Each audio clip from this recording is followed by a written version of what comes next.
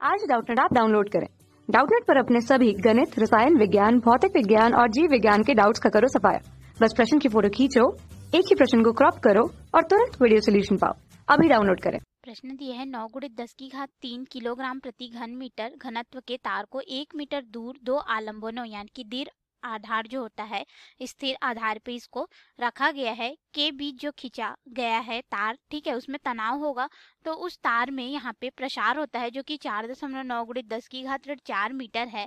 तो पदार्थ का यहाँ पे यंग प्रत्यास्था गुणांक जो y का मान है 9 गुणित 10 की घात 10 न्यूटन प्रति मीटर का वर्ग है। तो हमें बताना है कि अप्रगामी तरंग की न्यूनतम आवृत्ति जो है 35 हर्ट्ज होगी, या फिर प्रथम अधिस्वर की जो आवृत्ति है वह 70 हर्ट्ज होगी, या फिर प्रथम अधिस्वर की आवृत्ति जो है 105 हर्ट्ज होगी, या फिर तार में जो प्रतिबल होगा उसका मान 4.41 गुणित 10 की घात 7 न्यूटन प्रति मीटर का वर्ग होगा। तो आइए हम लोग इस प्रश्न को हल करते हैं और देखते हैं कि कौन सा विकल्प जो है सही होगा। तो इस तरह से हमारे पास एक तार हो गया, ठीक है।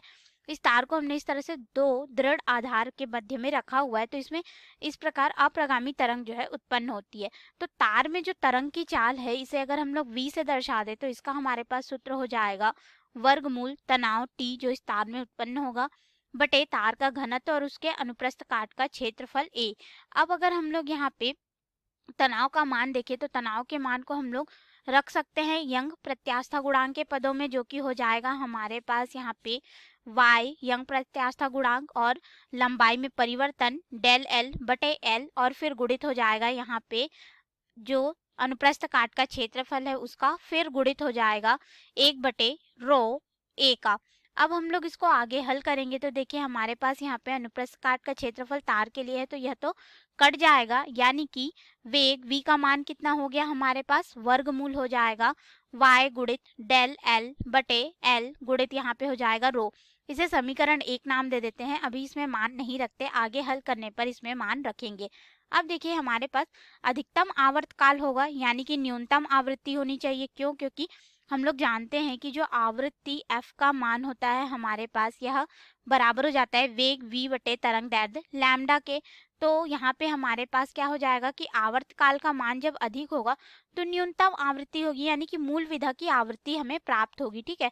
तो इसके अनुसार हमारे पास मान कितना हो जाएगा वेग v बटे तरंग दैर्ध्य कितना हो जाएगा 2l। क्यों? क्योंकि देखो यहाँ पे ये तार की लंबाई है, तरंग इस पर जाएगा और फिर वापस आएगा, तो यानी कि कुल लंबाई कितनी हो गई 2l के बराबर।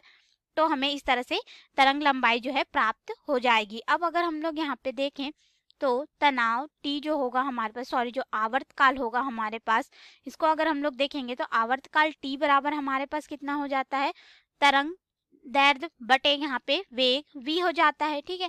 तो इस पे मान रखेंगे तो वेग v का मान समीकरण 1 से रख सकते हैं, ये हो जाएगा 2 गुणित l गुणित यहाँ पे हो जाएगा, इस पद को व्युत्क्रम के रूप में लिखेंगे क्योंकि 1 बटे के रूप में है, तो ये हो जाएगा l रो बटे हमारे पास यहाँ पे मान हो जाएगा y गुणित डेल l। अब इस समीकरण में हम लोग मान रखेंगे और आवर्तकाल का जो मान है उसे निकाल लेंगे। तो आवर्तकाल t बराबर हमारे पास यहाँ पे मान कितना हो जाएगा, देखो ये हो गया 2 गुणित लंबाई 1 मीटर हमें दिया गया तार के लिए, फिर गुणित वर्गमूल में लंबाई 1 मीटर पदार्थ के जो घनत्व है उसका मान हमारे पास है 9 गुणित 10 की घात 3 किलोग्राम प्रति घन मीटर। तो ये हो जाएगा 9 गुणित 10 की घात 3 किलोग्राम प्रति घन मीटर बटे यंग प्रत्यास्था गुणांक का भी मान हमें दिया गया है 9 गुणित 10 की घात 10 के रूप में, ये हो जाएगा 9 गुणित 10 की घात 10 और डेल एल का मान हमें दिया गया है प्रसार जो है 4.9 गुणित 10 की घात 4 मीटर है, तो ये हो जाएगा 4.9 गुणित 10 की घात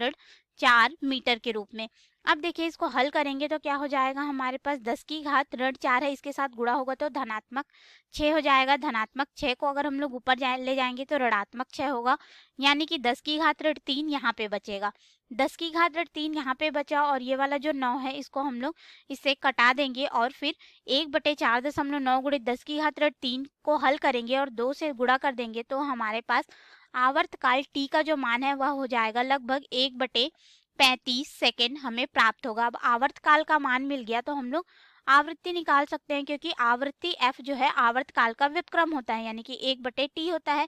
तो ये हमारे पास हो जाएगा 1 बटे 35 यानी कि ये हो जाएगा 35 जो है हर्ट्ज हमें प्राप्त होगा। आवर्तकाल सेकंड में होता है तो आवृत्ति का मान हमें हर्ट्ज में प्राप्त होगा। अब प्रथम अधिस्वर की जो आवृत्ति होगी उसको हम लोग निकाल सकते हैं।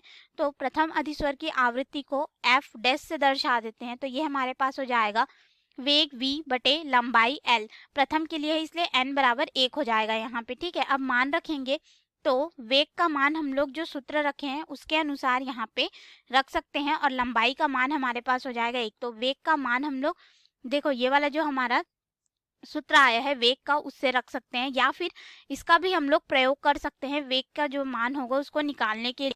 तो यहाँ से वेग का मान कैसे निकाल सकते हैं, देखिए हम लोग लंबाई जो 2l है इसको इधर गुणा कर देंगे आवृत्ति के साथ में। तो हमारे पास यहाँ पे वेग का मान कितना हो जाएगा, आवृत्ति f गुणित यहाँ पे हो जाएगा 2l बटे l के रूप में। अब यहाँ से लंबाई का मान हम लोग या तो कटा सकते हैं या फिर 1 मीटर के रूप में लिख सकते हैं। तो इसको हम लोग कटा देते हैं। तो हमारे पास यहाँ पे आवृत्ति एफ डैश का मान कितना हो जाएगा, देखो आवृत्ति हमें 35 हर्ट्ज मिला है और गुणा कर देंगे 2 से, यानी कि ये हो जाएगा 70 हर्ट्ज। यानी कि प्रथम अधिस्वर की जो आवृत्ति है वह हमें प्राप्त हो जाएगी 70 हर्ट्ज। अब इसके अनुसार हम लोग अपने विकल्प में आएंगे तो विकल्प ए हमारा बिल्कुल सही होगा, क्योंकि अप्रगामी तरंग की जो न्यूनतम आवृत्ति है उसे हम लोग देखें तो 35 हर्ट्ज हमें प्राप्त हुआ है। बी भी सही होगा, प्रथम अधिस्वर की आवृत्ति जो है 70 हर्ट्ज है तो ये भी सही है, और प्रथम अधिस्वर की आवृत्ति 105 हर्ट्ज है तो ये तो गलत हो जाएगा, और डी भी गलत है। यानी कि हमारा यहाँ पे सही विकल्प जो है ए और बी विकल्प हमें यहाँ पे प्राप्त हो रहा है, ठीक है। तो ये रहा हमारे प्रश्न का उत्तर। धन्यवाद। कक्षा 6 से 12वीं से लेकर नीट, IIT, JEE वो एडवांस के लेवल तक 1 करोड़ से ज्यादा छात्रों का भरोसा। आज ही डाउनलोड करें डाउटनेट ऐप या व्हाट्सएप करें अपने सारे डाउट्स 8400 400 400 पर।